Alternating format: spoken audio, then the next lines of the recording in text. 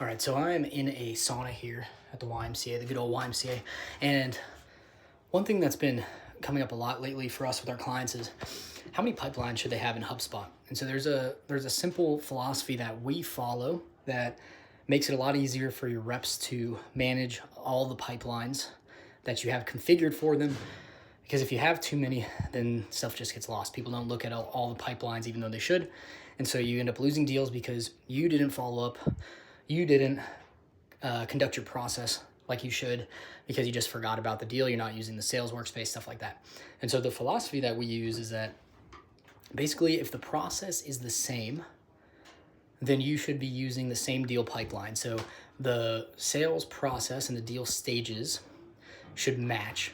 And if the process is not different, it belongs in the same pipeline. And then for everything else, you use properties and deal tags for. And this eliminates a lot of the complexities of multiple pipelines for regions and for reps and for stuff like that we've seen. I'd say the only exception is when you are looking to get more granular with permissions. Sometimes it makes sense to have the same process or the same sales processes go in different pipelines because it can make permissions management easier.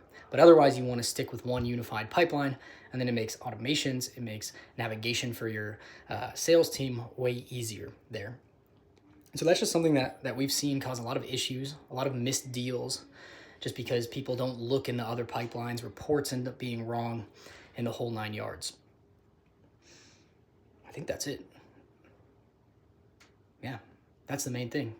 One sales process means one pipeline. The only other caveat I would throw in there is if you do have a different sales process, which you should, for renewals, for upsells, for cross-sells, then that should be in a separate pipeline, but obviously your process should be different then because you are actively working with the customer or have worked with them in the past.